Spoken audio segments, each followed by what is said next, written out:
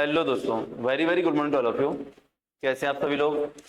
तो जैसा कि आपके लिए जानकारी होगी, यहाँ पे आपके लिए एक सेशन शुरू होने वाला है एमपी टेट 3 के लिए, जो आपका अभी वर्ग 3 के लिए चयन परीक्षा का सिलेबस है, उसके अनुसार एमसीक्यू सीरीज शुरू होने वाली है। तो यहाँ पे मेरे लिए एक विषय दिया गया पॉलिटी, आपका जो यूनिट है पॉलिटी दिया गया मुझे, इसकी हम लोग शुरुआत करने वाले हैं।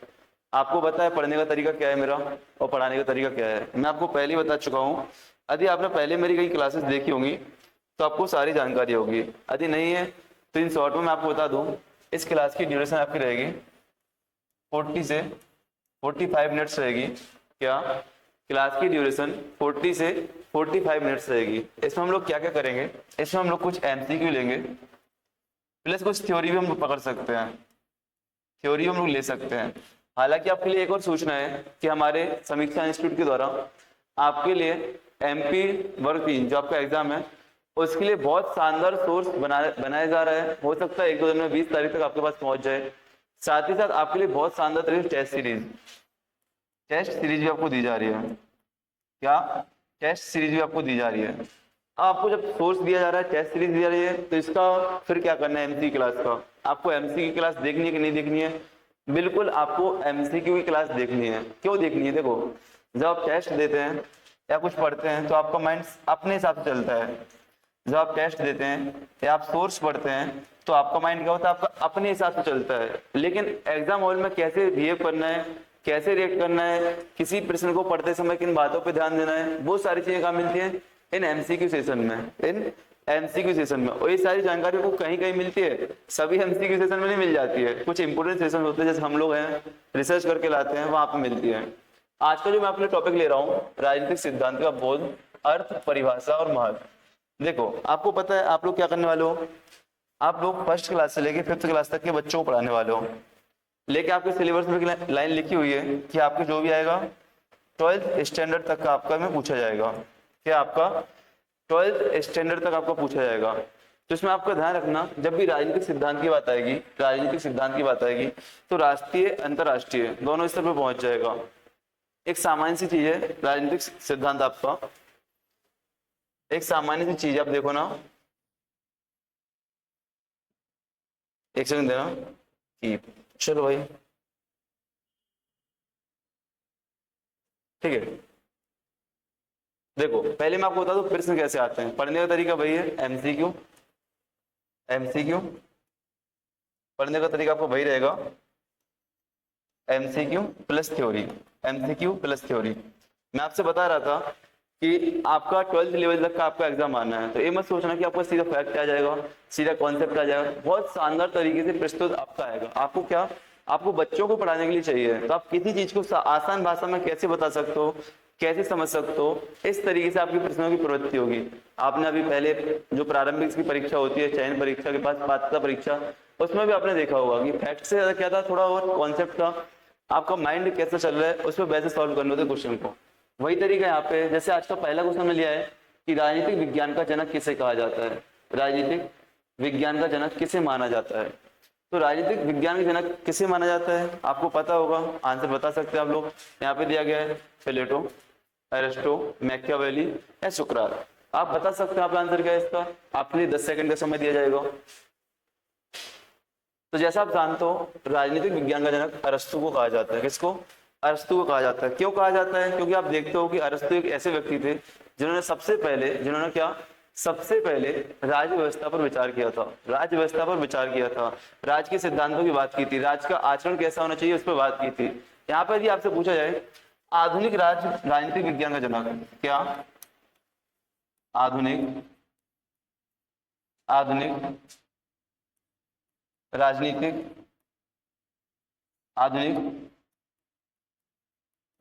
विज्ञान का जनक कौन है, आधुनिक राजनीतिक विज्ञान का जनक कौन है। जब आधुनिक राजनीतिक विज्ञान के जनक की बात की जाएगी आपसे, तो यहाँ पे आपका आंसर मैकियावेली हो जाएगा। क्या होगा आपका, मैकियावेली हो जाएगा, मैकियावेली हो जाएगा। अब देखो 2 पॉइंट आपको यहाँ से मिल ही गए हैं। अब और क्या याद करना आपको, इनकी बुक्स याद कर लेना आपको। अभी वो भी आपको एमसीक्यू में मिल जाएंगे। जो आपके एमसीक्यू सेशन रहेंगे ना, बहुत शानदार तरीके से रहेंगे। यहाँ पे आपको वो सारी चीजें मिलेंगी जो आपके एग्जाम में काम आने वाली है, ठीक है ना। ठीक, चलो आगे बढ़े हम लोग।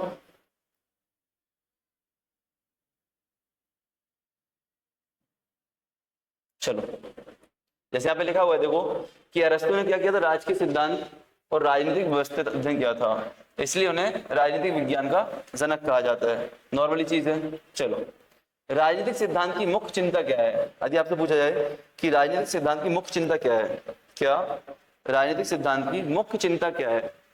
What is the main concern of the political theory? अब भाई राजनीतिक सिद्धांत दिए जा रहे हैं, क्यों दिए जा रहे हैं, इनकी चिंता का विषय क्या होगा, आप बताओ। हम लोग न्याय पे बात करते हैं, जस्टिस पे बात करते हैं, हम लोग स्वतंत्रता पे बात करते हैं, हम लोग इक्वालिटी समानता पे बात करते हैं, हम लोग है कि नहीं, हम लोग इन सारी बात करते हैं कि नहीं। अभी तो एक और चीज आपकी प्राइवेसी, जो आपके संवैधानिक सिद्धांत हैं, जो आपको वैल्यूज होती हैं, वही राजनीतिक सिद्धांत है। वही क्या है, राजनीतिक सिद्धांत। अब मुख्य चिंता का विषय क्या होगा, इनके आधार पर मुख्य चिंता क्या होगी? क्या आपको लगता है टैक्सेशन? राजनीतिक सिद्धांत में टैक्सेशन कुछ आएगा क्या? नहीं आएगा। मिलिट्री स्ट्रेटजी नहीं आएगी। भाई आप बताओ, यदि मैं बोलूं निरंकुश तानाशाही मुझे करनी है, निरंकुश तानाशाही करनी है, मुझे सैन्य व्यवस्था के आधार पर बंदूक की दम पे शासन चलाना है, तो क्या वो राजनीतिक सिद्धांत का एक आदर्श रूप होगा? नहीं होगा। कॉमन सेंस से आंसर कर सकते हो, नहीं होगा, नहीं होगा। यदि बोलो पॉपुलेशन ग्रोथ, जनसंख्या वृद्धि, जनसंख्या वृद्धि कोई राजनीतिक सिद्धांत से संबंधित टॉपिक है क्या? आप बताओ, आपको लगता है ऐसा कि भाई हमारे पास बहुत सारे बच्चे हो जाएंगे तो हम अपनी पार्टी को जिता लेंगे या किसी की पार्टी को जिता लेंगे, या सभी के पास संसाधनों का समान वितरण कर पाएंगे? ऐसा नहीं है ना, बिल्कुल नहीं हो पाएगा। जैसे उसका समान वितरण, तो नॉर्मली आंसर क्या हो जाएगा? पावर, जस्टिस एंड राइट, शक्ति, न्याय और अधिकार। भाई राजनीतिक सिद्धांत की मुख्य चिंता यही है कि किसके हाथ में पावर रहे, पावर किसके हाथ में रहे, कौन शक्ति का संचालन करे। भाई राष्ट्रपति के हाथ में रहेगी, प्रधानमंत्री के पास में रहेगी, राजा के पास में रहे, किसके पास में रहे, पावर किसके पास में रहे, जो समाज पे कंट्रोल कर सके, धर्म पे कंट्रोल कर सके, देश पर कंट्रोल कर सके, समाज की व्यवस्था को बना सके। ठीक है ना। दूसरा यहाँ पे आया था न्याय, जस्टिस। यदि कोई गलती कर रहा है तो न्याय कौन देगा, कैसे देगा? यदि मैं न्याय परोक्ष रूप से या प्रत्यक्ष रूप से या गलत तरीके से दे दूं, मैं बोलूं मैं भेदभाव कर दूं, सॉरी मैं न्याय में भेदभाव कर दूं, जैसे किसी के बच्चे ने मर्डर किया, मैंने उसको फांसी की सजा दे दी, और मेरे बच्चे ने मर्डर किया, उसको फांसी की सजा नहीं दी मैंने, तो भेदभाव हो जाएगा। तो भाई जस्टिस किसके हाथ में है? राजनीतिक सिद्धांत का एक प्रमुख विषय हो गया कि नहीं हो गया? अधिकार। भाई जो अधिकारी हैं उनके पास तो अधिकार होंगे ही, लेकिन जो हम समाज है, जनता है, आम जन है, जो लोग हैं, पॉपुलेशन है, नागरिक हैं, उनके पास कैसे अधिकार रहे, क्या राइट्स रहे, उनकी बात किसकी चिंता का विषय है? राजनीतिक सिद्धांत की मुख्य चिंता का विषय है। देखो, यदि आपने कभी पॉलिटी पढ़ी है या नहीं भी पढ़ी है, लेकिन आप लोग बहुत टाइम से पढ़ा रहे हो, आप तो पहले एग्जाम निकाल ही चुके हो, तो कहीं ना कहीं आपने वहां पर टच किया होगा, या आप एग्जाम निकाल चुके हो, या आपने कहीं ना कहीं पढ़ा रहे हो, तो सामान्य चीजें आप लोग पता कॉमन सेंस से आंसर टिक कर सकते हो। यदि आपको आता भी नहीं है ना कि भाई इसका आंसर नहीं आता मुझे, तो बहुत अच्छे से पढ़ो, टिक हो जाएगा। देखो अगला क्वेश्चन भी आप देखना, ऐसे ही ऐसे अगला क्वेश्चन भी देखना आप।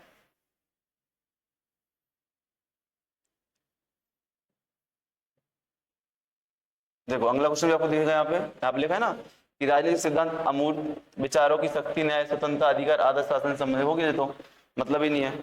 आ जाओ, अब यहाँ पे आ रहा है कि मानकात्मक राजनीतिक सिद्धांत किससे संबंध होता है? मानकात्मक राजनीतिक सिद्धांत किससे संबंधित होता है? आपको बता दूं, राजनीतिक सिद्धांत 3 टाइप के होते हैं आपके। राजनीतिक सिद्धांत क्या आपके 3 टाइप के होते हैं, ठीक है ना। और राजनीतिक सिद्धांत की 3 प्रवृत्तियां भी होती हैं। राजनीतिक सिद्धांत आपके 3 टाइप के होते हैं, इसकी 3 प्रवृत्तियां भी होती हैं। क्या आपको पता है? पता है, आपने पढ़ा है कभी?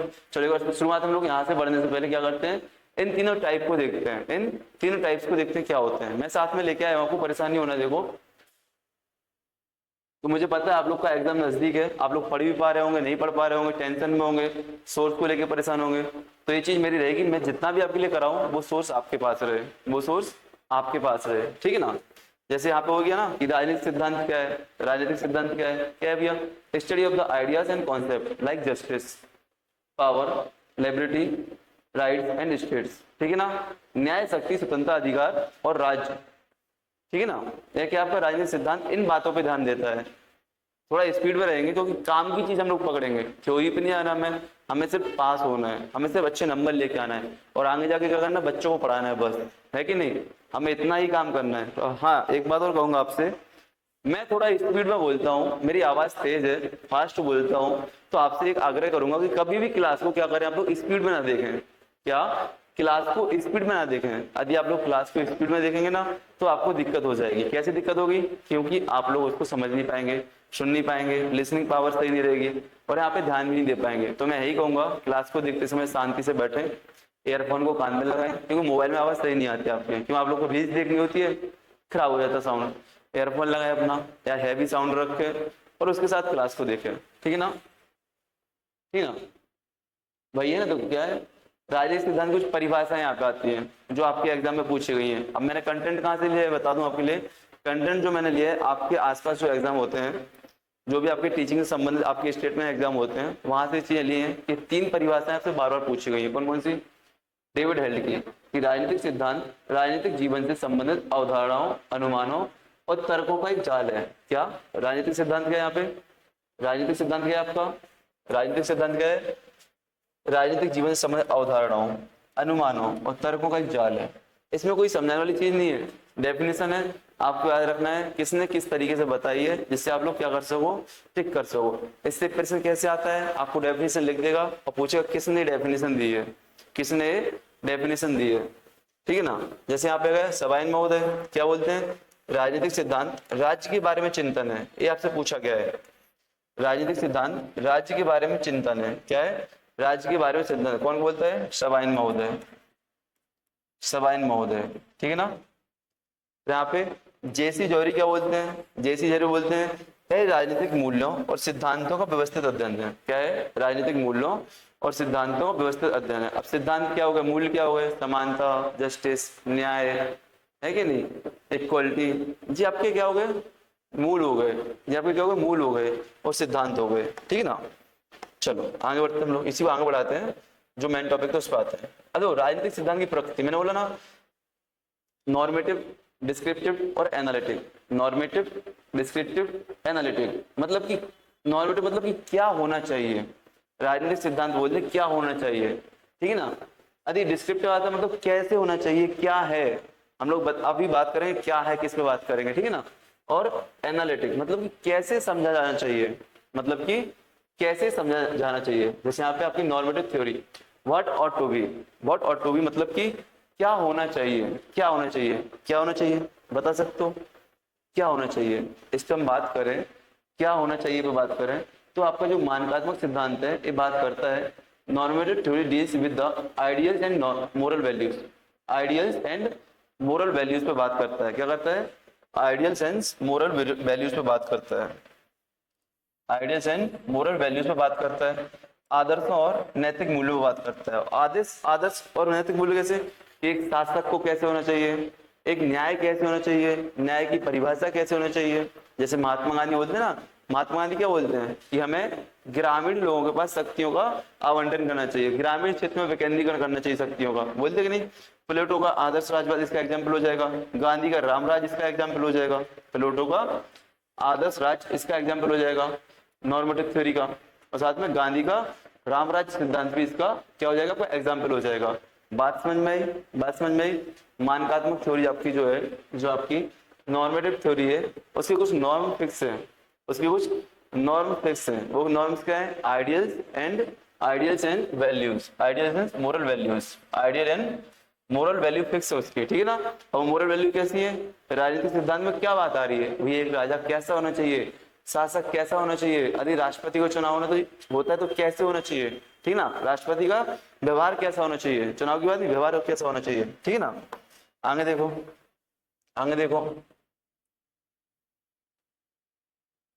आगे देखो, यहाँ पे आ रहा है आपको क्या? दूसरा डिस्क्रिप्टिव थ्योरी। क्या रही आपकी? Descriptive theory. क्या रही है? Descriptive theory. इसका मतलब क्या है? वर्णनात्मक सिद्धांत पे।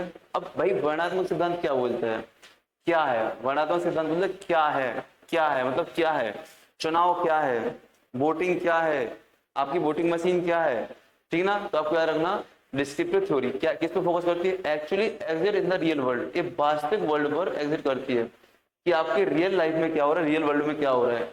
जैसे कि वर्णनात्मक सिद्धांत वर्णन करता है कि वास्तव में क्या हो रहा है, संस्थाएं कैसे काम कर रही हैं, चुनाव आयोग कैसे काम कर रहा है, इंस्टीट्यूशन कैसे काम कर रहा है, संसद कैसे काम कर रही है, पार्लियामेंट कैसे काम कर रही है, लोग कैसे मतदान करते हैं। हम मतदान करते हैं तो एक उम्र के बाद मतदान करते हैं, हमारे मतदान तरीका गुप्त मतदान होता है, शक्ति का वितरण कैसे है, मतलब वर्तमान में क्या है उस पर बात करती है।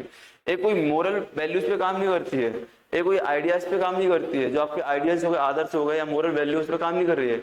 ये आपके रियल वर्ल्ड पे कि भाई वास्तविकता क्या है, वास्तविकता क्या है। इसका एग्जांपल आप ले सकते हो, इसका एग्जांपल ले सकते हो कि हमारे यहाँ पे लोकतंत्र है, हमारे यहाँ पे लोकतंत्र है, हमारे पे चुनाव होता है, अलग अलग पार्टी हमारे यहाँ पे। लेकिन चीन में जाओ, चीन में भी लोकतंत्र है, लेकिन एक ही पार्टी की सत्ता होती है हमेशा। तो क्या लोकतंत्र, वास्तविक लोकतंत्र वहां पे नहीं है, ठीक है ना। तो संस्थाएं कैसे काम करती है, लोग कैसे मतदान करते हैं, किसमें आता है आपका ये डिस्क्रिप्टिव थ्योरी में आता है। किसमें आता है, डिस्क्रिप्टिव थ्योरी में आता है, ठीक है ना। आप बोलो सर मुझे डिटेल में पढ़ना है, बिल्कुल नहीं जाना, आपको सिर्फ एमसीक्यू सॉल्व करने के लिए कंटेंट चाहिए, आपको सिर्फ इतना चाहिए कि आपका आंसर बने बस, ठीक है। एग्जाम्पल की बात करें यहाँ पे, तो चुनाव में मतदाता का व्यवहार कैसे है, करप्शन करते हो क्या, रुपए रोकड़ा लेके आप लोग क्या करते हो, वोटिंग करते हो, नहीं करते हो। भारतीय संघवाद में शक्ति की संरचना कैसे है, भारतीय संघवाद में पावर कैसे है, भाई कैसे पावर है, राष्ट्रपति को क्या पावर दी गई है, प्रधानमंत्री को क्या पावर दी गई है, ठीक है ना। सातवां तो राज्यों में सीएम को क्या पावर दी गई है। फिर आओ तो जिला स्तर पे अधिकारी जो आपको होते हैं उनको क्या पावर दी गई है, उसके आगे क्या पावर दी गई है, पावर को डिवाइड किया गया है। तो ऐसा ही नहीं, आपका ये तो स्तर हो गया, आपका लेयर वाइज हो गया, आपके डिपार्टमेंटल भी आपका विभाजन, मतलब शक्तियों का ऊर्ध्वाधर विभाजन भी है और क्षैतिज विभाजन भी आपको शक्तियों का देखने को मिलेगा, ठीक है। आगे बढ़ते हम लोग, चलो यहाँ पे एनालिटिकल थ्योरी, विश्लेषणात्मक सिद्धांत, तार्किक रूप से कैसे समझे। इसका मतलब है कि भैया किसी बात को तार्किक रूप से कैसे समझे, जो आपके राजनीतिक सिद्धांत की प्रवृत्ति होती है क्या, विश्लेषणात्मक। उसका मतलब क्या है भैया कि आप किसी चीज को तार्किक रूप से कैसे समझ सकते हो। तर्क क्या होता है, लॉजिकल रीजनिंग। तर्क क्या होता है आपका, लॉजिकल रीजनिंग, कि आप लॉजिक कैसे देते हो, कैसे लॉजिक पे काम करते हो, वो सारी चीजें आपके यहाँ पे होती है। जैसे देखो, जैसे आप यहाँ पे देखो क्या है, logic, reasoning, philosophical tools to explain political ideas, मतलब ये सारी चीज आपके पास होती है। लॉजिक होता है, रीजन होते हैं, आपके पास फिलोसॉफिकल टूल्स होते हैं, दार्शनिक आपके पास क्या होते हैं, दार्शनिक उपकरण होते हैं आपके पास, जिनके माध्यम से राजनीतिक विचारों को, जिनके माध्यम से क्या आप राजनीतिक विचारों को समझाए जाते हैं। जहाँ पे स्वतंत्रता की बात होती है, न्याय की, समानता जैसे जटिल शब्दों को विभाजित किया जाता है और उन्हें स्पष्ट किया जाता है, उन्हें स्पष्ट किया जाता है, ठीक है ना। ठीक, तो यहाँ पे तर्क के आधार पर समझा जाएगा। जैसे अपने यहाँ पे एक बहुत रूढ़िवादी परंपरा चलती है, एक टॉपिक आता है महिलाओं, फेमिनिज्म, नारीवाद, महिलाओं की स्वतंत्रताओं के ऊपर एक टॉपिक आता है, आता है कि नहीं। तो उस पर हम कैसे सोचते हैं, उस पर हम कैसे सोचते हैं, बच्चों की एजुकेशन में हम कैसे सोचते हैं। जो हम लोग तर्क के आधार पर बात कर रहे हैं वो हमारा राजनीतिक सिद्धांत कहाँ पे आएगा, विश्लेषणात्मक थ्योरी में आएगा। कहाँ पे आएगा, विश्लेषणात्मक थ्योरी के अंतर्गत आपका आएगा, ठीक है। आगे बढ़े हम लोग, चलो। अच्छा, इसमें एग्जाम चाहिए आपको, तो रॉल्स की थ्योरी आ जाएगी। रॉल्स का न्याय का सिद्धांत तर्क के दृष्टिकोण से आगे बढ़ाया जाता है। पूछा जाएगा कि रॉल्स ने कौन सा सिद्धांत दिया है, रॉल्स ने कौन सा सिद्धांत दिया है, न्याय का सिद्धांत दिया है। रामराज का सिद्धांत किसका है, गांधी का है। रामराज का सिद्धांत कौन सा है, गांधी का है। आजादी के दो सिद्धांत, ये बहुत फेमस है, two concept of liberty, two concept of liberty. आजादी के दो सिद्धांत, मतलब मेरे हिसाब से आजादी कुछ है और आपके हिसाब से आजादी कुछ है, मेरे हिसाब से आजादी कुछ है और आपके हिसाब से आजादी कुछ और है, ठीक है ना। किसने दिया था, बर्लिन महोदय ने, किसने, बर्लिन महोदय ने दिया था, ठीक है। चलो आगे बढ़ते हैं हम लोग, आगे बढ़ते हैं। यहाँ पे इसका मैंने क्या कर दिया, आपको शॉर्ट में आपको रिवीजन के लिए डाटा दे दिया, क्या है, किसका मतलब क्या, क्योंकि इन्हीं पॉइंट से आपके क्वेश्चन बनते हैं। याद रखना, नॉर्मेटिव थ्योरी को आपको याद रखना है कि आदर्श प्रस्तुत करता है, क्या करता है, आदर्श प्रस्तुत करता है। डिस्क्रिप्टिव थ्योरी क्या करती है, आपकी यथार्थ का चित्र, रियल वर्ल्ड का चित्र करती है। एनालिटिकल क्या करते हैं, आपका अवधारणाओं की गहराई समझता है, क्या करता है, अवधारणाओं को गहराई समझता है कि नहीं। चलो, कि न्याय क्या है, समानता क्या है, स्वतंत्रता क्या है, जस्टिस क्या है, ठीक है। यहाँ पे आपके आधुनिक कुछ सिद्धांत है, इनका महत्व आ गया कि राजनीतिक सिद्धांत की वैल्यूज क्या है, महत्व क्या है, राजनीतिक सिद्धांत का महत्व क्या है। तो देखो महत्व में क्या आ जाएगा आपका, नागरिकों को उनके अधिकारों, कर्तव्यों की समझ देना, लोकतांत्रिक मूल्यों को बढ़ावा देना, नीति निर्माताओं को दिशा देना, तर्कशील राजनीतिक चर्चा को प्रोत्साहित करना और राजनीति को नैतिकता और दर्शन से जोड़ता है, ठीक ना। आपको लग रहा है सर हमने शुरुआत तो एमसीक्यू से की थी, शुरुआत तो हमने एमसीक्यू से की थी, हम लोग कहाँ भटक गए। बिल्कुल एमसीक्यू से की थी, बट हम लोग इस पे इसलिए आ गए कि हो सकता है आपने चीज ना पढ़ी हो, आप लोग कुछ और लेके चल रहे हो इस टॉपिक को लेके।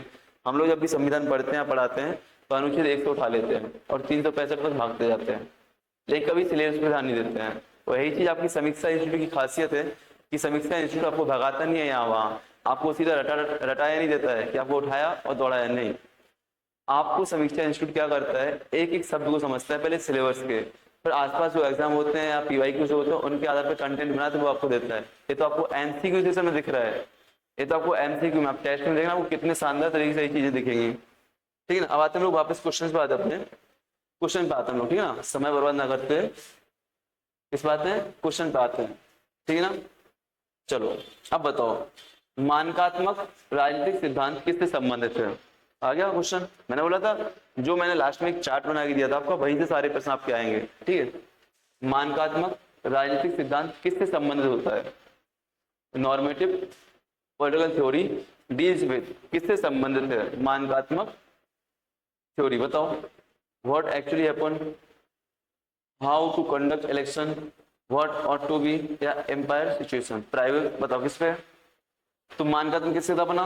व्हाट ऑट टू बी, क्या होना चाहिए, क्या होना चाहिए, क्या होना चाहिए, क्या होना चाहिए।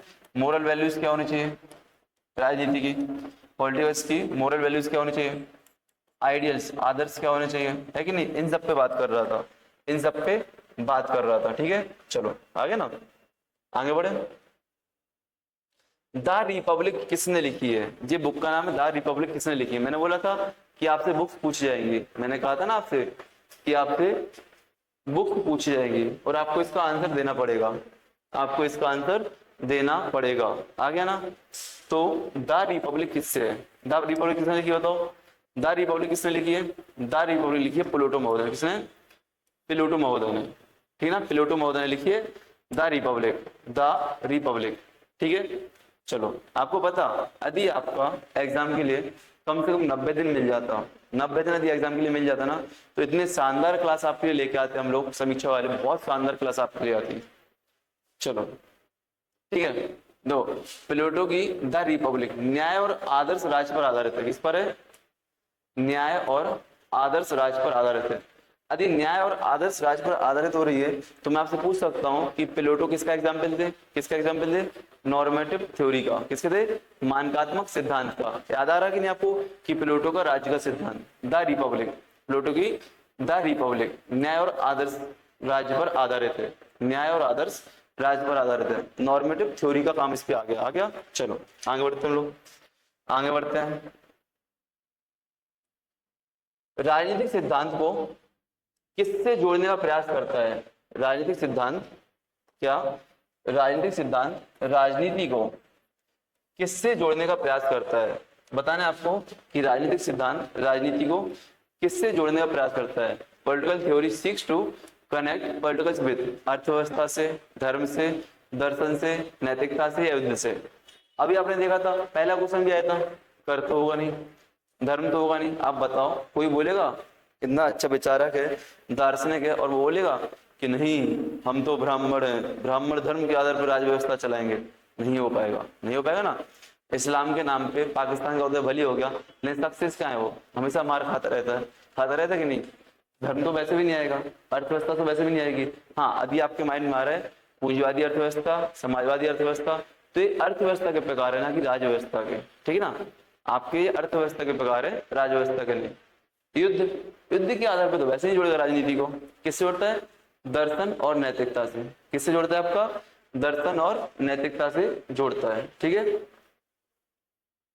देखो मैंने आपको कंटेंट पढ़ा दिया थोड़ा बहुत ना, तो कंटेंट पढ़ाने का फायदा यही हो गया, क्या फायदा हो गया कि आप लोग क्वेश्चन को सॉल्व कर पा रहे हैं। आप लोग क्या क्वेश्चन को सॉल्व कर पा रहे हैं, ठीक है। देखो आगे ना, नैतिकता और दार्शनिक मूल्यों से जोड़ता है। चलो, प्रयोगात्मक राजनीतिक सिद्धांत, प्रयोगात्मक प्रायोगिक राजनीतिक सिद्धांत की मुख्य विशेषता क्या है? What is the main feature of the imperial political theory? अब आपको प्रयोगात्मक तो आपने पढ़ा नहीं था, प्रयोगात्मक तो आपने पढ़ा नहीं था, तो कुछ आधुनिक सिद्धांत भी होते हैं, कुछ प्रकार होते हैं आपके, उन प्रकार को भी हम लोग देख लेंगे अभी। जो आपके प्रकार होते हैं उन प्रकार को भी हम लोग देख सकते हैं, ठीक है ना। तब भी इसका आंसर आप देने का प्रयास करो कि प्रयोग कर रहा है, प्रयोग कर रहा है, कर रहा है कि नहीं। आपका क्या कर रहा है? प्रयोग। क्या कर रहा है? प्रैक्टिकल कर रहा है। कहाँ गया? What is the feature imperial political theory? Imperial. अब इससे आंसर आप दे सकते हो, प्रयोग कर रहे हैं, प्रयोग किस में करेंगे, जहाँ पे आदर्श होगा नहीं, यदि आदर्श होगा, केमिस्ट्री जब हम लोग प्रयोग करें तो वहाँ पे आदर्श बात आता है क्या, नहीं आता है, आइडियल नहीं आता है। धर्म होगा, धर्म में प्रयोग हो सकता है क्या, नहीं हो सकता है। मैं बोलूं मैं जैन धर्म का आदमी हूँ, चलो आज नॉनवेज खा के देखते हैं, तो खा सकता है नहीं, प्रयोग नहीं कर सकता मैं। नैतिकता, या तो ये हो सकता है, ये हो सकता है, लेकिन क्या प्रयोग में कभी नैतिकता आ सकती है, तो अगर आप गलत भी साबित हो सकते हो, तो आंसर क्या हो सकता है, डेटा और तथ्य। देखते हैं इसका आंसर क्या है, देखते हैं इसका आंसर क्या है। देखो आ गया ना, डेटा एंड फैक्ट्स। प्रायोगिक सिद्धांत व्यवहारिक आंकड़ों और अवलोकनों से राजनीति को समझता है। मैंने क्या बोला, आप लोग कभी भी प्रश्न से डरो मत, आप लोग क्या प्रश्न से डरो मत, उसका अर्थ समझो और रियल लाइफ में यूज करो। आप लोग क्या करने वाले हो, आप लोग 1 से 5वीं क्लास के बच्चों को पढ़ाने वाले हो कि नहीं, हाँ ना, आप स्कूल में पढ़ाने वाले हो, तो बस एग्जामिनर आपसे यही चाहेगा कि आपका माइंड कितना काम कर सकता है, मतलब प्रेजेंस ऑफ माइंड, आपका माइंड कितना काम कर रहा है उस बात पे ध्यान देना है हमें, ठीक है ना। यदि आपको पता है आपका माइंड इतना काम कर रहा है तो आप आसानी से वो चीज सॉल्व कर सकते हो और आसानी से वो चीजें आप लगा सकते हो, आंसर आपके आसानी से आ जाएंगे आपके पास, ठीक है। चलो ठीक है ना, तो प्रायोगिक सिद्धांत वास्तविक आंकड़ा हो गया था आपका। राजनीतिक सिद्धांत इनमें से किसे शामिल नहीं करता, बताओ, राजनीतिक सिद्धांत इनमें से किसे शामिल नहीं करता है, राजनीतिक सिद्धांत इनमें से किसे शामिल नहीं करता है, बताओ, राजनीतिक सिद्धांत किसे शामिल नहीं करता है, स्वतंत्रता को, न्याय को, कर लेखांकन को, समानता को। आप आसानी से आंसर दिए, आंसर नहीं होता है ना, ऐसे कान पकड़ के खींच के मारूंगा, कहीं कमेंट सेक्शन में हाथ डालूंगा, ऐसे हाथ कान खींचूंगा आपके, ठीक है ना। तो स्वतंत्रता तो होगा भैया, न्याय तो होगा, समानता होगा, बट कर लेखांकन को सम्मिलित नहीं करता है, ठीक है ना। Not cover for taxation accounting, taxation accounting, ठीक है ना। चलो अभी पता मैं बार बार अर्थव्यवस्था में प्रश्न क्यों लेके आ रहा हूं, आपको पता है भारत में भी एक विशेष राजनीतिक हुए हैं, भारत में भी एक बहुत महान राजनीतिक हुए हैं, चाणक्य, चाणक्य, जिसको हम विष्णुगुप्त के नाम से भी जानते हैं, ठीक ना, ठीक है ना, कौटिल्य के नाम से भी जानते हैं। इनकी बुक का नाम है, इनकी बुक का नाम है, क्या नाम है इनकी बुक का, बता सकते हो, अर्थशास्त्र, क्या नाम है, अर्थशास्त्र इनकी बुक का नाम है, क्या नाम है, अर्थशास्त्र इनकी पुस्तक का नाम है, इनकी बुक का नाम है। और जब अर्थशास्त्र इनकी पुस्तक का नाम है, आपको लग रहा होगा भाई ये अर्थव्यवस्था से संबंधित है, नहीं, ये आपकी अर्थव्यवस्था से संबंधित नहीं है, ये आपकी, बता दूं आपको, ये आपकी अर्थव्यवस्था से संबंधित नहीं है,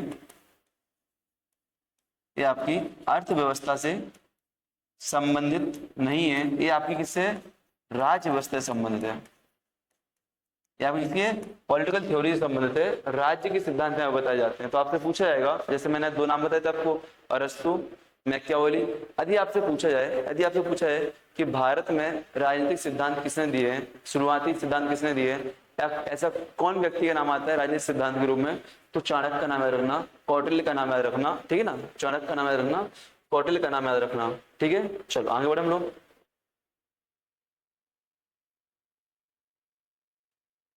ठीक है। राजनीतिक सिद्धांत राज्य के बारे में चिंतन है, किसने कहा, अभी मैंने बताया था, अभी इसका आंसर मैंने बताया था कि राजनीतिक सिद्धांत राज्य के बारे में चिंतन है। Who said political theory is a thought about the state, किसने कहा था, बताओ, मैकियावेली ने, सवाइन महोदय ने, प्लेटो महोदय ने, या लास्की महोदय ने, किसने कहा था, तो बोल दो कि अंकित भैया ने कहा था, बोल दो कि अंकित सर ने कहा था। अंकित सर ने नहीं कहा था, अंकित सर ने तो पीपीटी में लिखा था, पीडीएफ में लिखा था, किसने कहा था, किसने कहा था, सवाइन महोदय ने, किसने कहा था, सवाइन महोदय ने, किसने कहा था, सवाइन महोदय ने, ठीक है। चलो आगे बढ़े हम लोग, ठीक है, लिखा सवाइन ने कहा था कि राज्य राजनीतिक सिद्धांत का मूल के अंदर, राज्य के आपके राजनीतिक सिद्धांत के मूल के अंदर है, ठीक है ना। निम्नलिखित में कौन सी अवधारणाएं राजनीतिक सिद्धांत में केंद्रीय नहीं है, निम्नलिखित में से कौन सी अवधारणाएं राजनीतिक सिद्धांत में केंद्रीय नहीं है, बता सकते हो कौन सी अवधारणाएं हैं जो राजनीतिक सिद्धांत में केंद्रीय नहीं है, बताओ,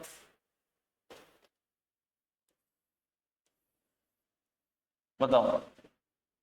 इसका बहुत अच्छा आंसर आ सकता है आपसे, एक तो स्वतंत्रता केंद्रीय है, सोवरेनिटी आपका, संप्रभुता केंद्रीय है, इक्वालिटी का समानता आपका केंद्रीय हो जाएगा।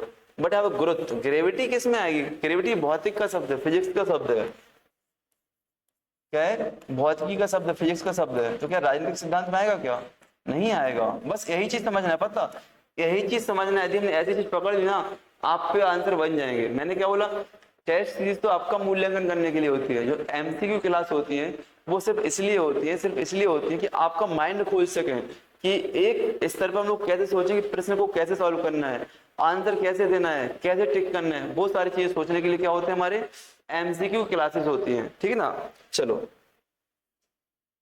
आगे बढ़े हम लोग आ गए ना। गुरुत्वाकर्षण भौतिकी की क्या उदाहरण है, ठीक है ना। राजनीतिक सिद्धांत क्या प्रोत्साहित करता है, राजनीतिक सिद्धांत क्या प्रोत्साहित करता है, बताओ क्या प्रोत्साहित करता है राजनीतिक सिद्धांत। अधिनायकवाद, यादृच्छिक राय, तर्कपूर्ण बहस और पौराणिकता। बताओ। अधिनायकवाद, आपको लगता है कि राजनीतिक सिद्धांत आपको ऐसी शक्तियां देगा कि आप सब कुछ चलाओ, मैं बोलूं नहीं मैं ही मालिक हूँ, मैं ही भगवान हूँ, आई एम द गॉड, ऐसा हो सकता क्या, नहीं हो सकता राजनीति में। तो वैसे आपका गलत हो जाएगा। और इसका एग्जाम्पल सबसे अच्छा हिटलर को ले लो, हिटलर कभी सक्सेस नहीं होगा। रैंडम ओपिनियन, रैंडम ओपिनियन, मन चाहे विचार देते रहो क्या, मन चाहे विचार नहीं, वही विचार जो तर्कपूर्ण है, वही विचार जो काम वाले हैं। रेशनल डिबेट्स, तर्कपूर्ण बहस। तो क्या राजनीतिक सिद्धांत आपके तर्कपूर्ण बहस पर काम करते हैं। जैसे कि हम लोग संसद में बैठते हैं, संसद में क्या होती है, किसी अधिनियम पर, किसी मुद्दे पर, किसी नियम पर, रूल्स पर क्या होती है, तर्कपूर्ण बहस होती है। नहीं, वास्तविकता कुछ और है लेकिन होती तर्कपूर्ण बहस ही है। तो आपका आंसर क्या हो जाएगा, तर्कपूर्ण बहस। क्या हो जाएगा, तर्कपूर्ण बहस। ठीक है ना। चलो आगे बढ़ते हैं हम लोग, आगे बढ़ते हैं। हो गया, चलो एक मिनट, आंसर सही था ना इसका, हाँ चलो। आधुनिक राजनीतिक विज्ञान का जनक किसे माना जाता है, आगे क्वेश्चन। आधुनिक राजनीतिक विज्ञान का जनक किसे माना जाता है, आधुनिक राजनीतिक विज्ञान का जनक किसे माना जाता है, आधुनिक राजनीतिक विज्ञान का जनक किसे माना जाता है। अब बताओ ये क्वेश्चन मैंने कहाँ से लिए हैं, आपको लग रहा है कैसे बनाए होंगे। मैंने क्या किया था, आपकी जो चयन परीक्षा हुई थी ना पहले, पात्रता परीक्षा, उसमें क्वेश्चन पूछे गए थे, गणित का जनक कौन है, ज्यामिति का जनक कौन है, आधुनिक राजनीतिक विज्ञान का जनक कौन है। ये वहीं से इन्वायरमेंटल इशू में, मैथमेटिक्स में क्वेश्चन आए थे कि नहीं, तो वहीं से क्वेश्चन लिए मैंने, उसी पैटर्न को समझ के एक क्वेश्चन बनाया है कि इस लेवल पे आपके प्रश्न आ सकते हैं। मतलब रिसर्च किया है, ठीक है ना, रिसर्च किया है। भैया आधुनिक राजनीतिक विज्ञान का जनक किसे माना जाता है, बता दिया मैंने, मैकियावेली को। किसको, मैकियावेली को। ठीक है ना। चलो आगे बढ़े। ठीक, जो यहाँ पे लिखा है कि मैकियावेली यथार्थ पर बल दिया, मैकियावेली क्या, यथार्थ पर बल दिया और राजनीति में नैतिकता को अलग किया, राजनीति को नैतिकता से अलग किया। एक पॉइंट पूछ सकता है कि किस राजनीतिक विज्ञान ने, किस राजनीतिक ने, किस विचारक ने राजनीति में यथार्थ पर बल दिया, यथार्थ पर बल दिया और नैतिकता को अलग किया। ठीक है ना। Emphasised realism and separate politicals from ethics. ठीक है। चलो ऐसी बात बहुत मैं बार बार बोल रहा हूँ कि इन बातों को ध्यान रखना, छोटे छोटे पॉइंट है आपको याद रखना है, छोटे छोटे पॉइंट आपको याद रखना है। निम्न में से कौन राजनीतिक सिद्धांत की विशेषता नहीं है, निम्नलिखित में कौन राजनीतिक सिद्धांत की विशेषता नहीं है। आपकी ए तो थी, ए भी थी, ए भी थी, बट चमत्कारी, चमत्कार होगा क्या, चमत्कार होगा, चमत्कार बताओ, नहीं होगा, चमत्कार नहीं होगा। ठीक है ना। चलो ये नॉर्मल से प्रश्न थे, आप आसानी सॉल्व कर सकते हो, बट आपको पढ़ना आना चाहिए, आपको लगाना चाहिए। ठीक है ना। राजनीतिक सिद्धांत तर्क पर आधारित होता है, जादू या अंधविश्वास पर नहीं, जादू या अंधविश्वास पर नहीं। ठीक है ना। आगे देखो, आगे देखो, प्राचीन राजनीतिक सिद्धांत से कौन भारतीय विचारक जुड़े, क्या प्राचीन राजनीतिक सिद्धांत से कौन भारतीय विचारक जुड़े। मैंने बता दिया कि वाला क्वेश्चन आएगा, मैंने बताया था ना, ये वाला प्रश्न आपको सामने देखने को मिलेगा। which Indian thinker is associated with the ancient political theory। प्राचीन राजनीतिक सिद्धांत से कौन से विचारक जुड़े हुए हैं। इसका आंसर क्या होगा, गांधी, चाणक्य, नेहरू या टैगोर। तो कौन हो जाएगा भैया, चाणक्य। कौन हो जाएगा, चाणक्य। इनकी बुक का नाम बताया मैंने आपको, क्या बताया, इनकी बुक का नाम अर्थशास्त्र, इनकी बुक का नाम क्या बताया मैंने आपको, अर्थशास्त्र। साथ ही साथ मैंने क्या बोला, अर्थशास्त्र आपकी अर्थव्यवस्था पे नहीं है, ये आपकी अर्थव्यवस्था पे नहीं है, किस पे है, राज व्यवस्था के सिद्धांत बताती है। इसमें आपके सप्तांग सिद्धांत इसमें आते हैं, क्या आते हैं, सप्तांग सिद्धांत आपके इसमें आते हैं, सप्तांग सिद्धांत आपके इसमें आते हैं, ठीक है ना। साथ ही साथ मैंने क्या बताया, एक किसके समय पे थे आपके, चंद्रगुप्त मौर्य के समय पे थे, चंद्रगुप्त मौर्य के समय पे थे। एक कहाँ पे आचार्य थे आपसे पूछ सकते हैं, तो तक्षशिला आपको याद रखना है, तक्षशिला पे आपके आचार्य थे, आचार्य तक्षशिला महाविद्यालय में आपके आचार्य थे, मतलब शिक्षक थे, गुरु थे, शिक्षक थे, ठीक है ना, ठीक है ना। इनके अपमान की बात की जाए, इनका अपमान किसने किया था, तो इनका अपमान किसने किया था बेटा, घनानंद ने किया था। किसने किया था, घनानंद ने किया था। किसने, घनानंद ने किया था, ठीक है। चलो आगे बढ़े हम लोग।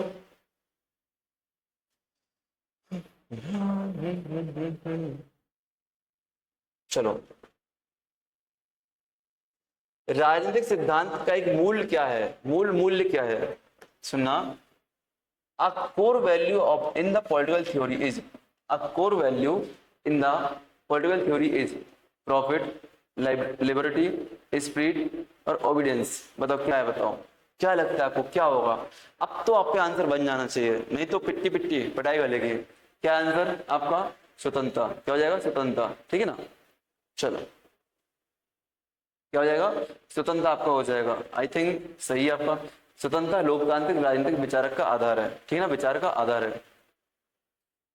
राजनीतिक सिद्धांत में विश्लेषण की मूल इकाई क्या। अब देखो पहले क्वेश्चन क्या आया था आपका, पहले क्वेश्चन क्या आया था कि राजनीतिक सिद्धांत का एक मूल मूल्य क्या है। राजनीतिक सिद्धांत का ही वैल्यू पूछ लिया कि क्या है मूल, ठीक है ना, कोर वैल्यू क्या है उसकी। अब यहाँ पर क्वेश्चन क्या आ गया आपका कोर वैल्यू के बाद, कि राजनीतिक सिद्धांत में विश्लेषण की मूल इकाई क्या, मतलब किसका विश्लेषण किया जाता है।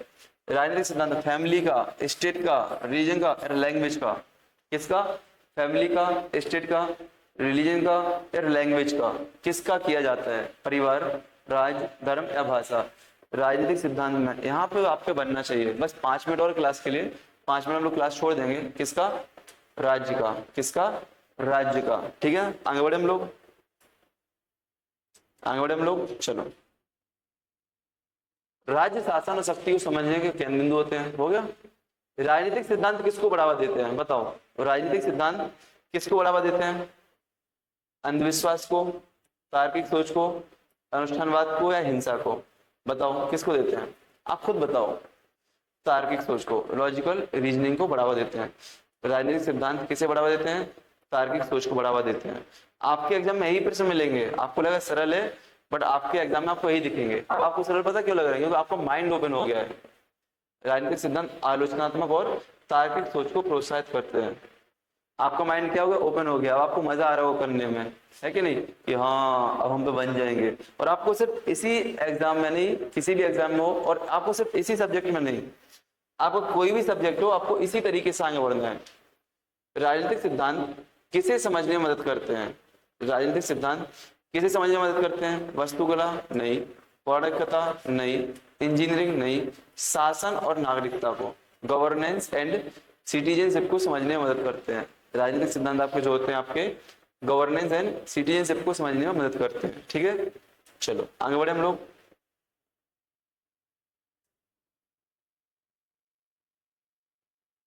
स्वतंत्रता, समानता, बंधुत्व किसके सिद्धांत हैं। अब सुनना, आपके टॉपिक, आपका सिलेबस है, सिलेबस में तीनों शब्द है, स्वतंत्रता, समानता, बंधुत्व, किसके सिद्धांत है। स्वतंत्रता, समानता, बंधुत्व। स्वतंत्रता क्या है, मैं कुछ बात कर पा रहा हूँ, कुछ बोल पा रहा हूँ, यहाँ से वहां घूम पा रहा हूँ, ठीक है ना। अनुच्छेद 19 आपका बोलता है स्वतंत्रता। अभिव्यक्ति की स्वतंत्रता। समानता अनुच्छेद 14 आपका हो गया। आपका आरक्षण वगैरह जो आपका आता है, रिजर्वेशन आपका आता है, वो कहीं ना कहीं समानता के अंतर्गत आता है। 14-15 अनुच्छेद आप देखोगे, आपको वहां पे चीज दिखेगी। 14-15 अनुच्छेद आप देखोगे, 16 देखोगे, तो आपको वहां चीजें दिखेंगी स्वतंत्र समानता वाली। बंधुत्व की भावना, आपको बंधुत्व की भावना प्रस्तावना में आपको दिख जाएगी, मतलब भाईचारे की भावना। बंधुत्व मतलब कि भाईचारे की भावना, कहाँ, प्रस्तावना में। ये आपका टॉपिक, इस पे अलग से क्वेश्चन आएंगे, ध्यान रखना।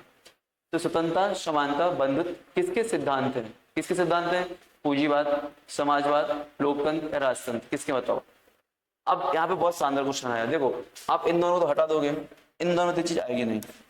अब लोकतंत्र बचा है और राजतंत्र बचा है, तो क्या राजतंत्र में समानता मिलती है।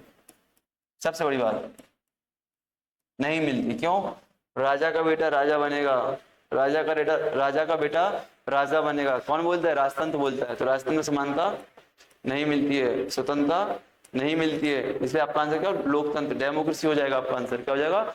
डेमोक्रेसी। ठीक है ना। चलो आगे बढ़ते हैं हम लोग, आगे बढ़ते हैं।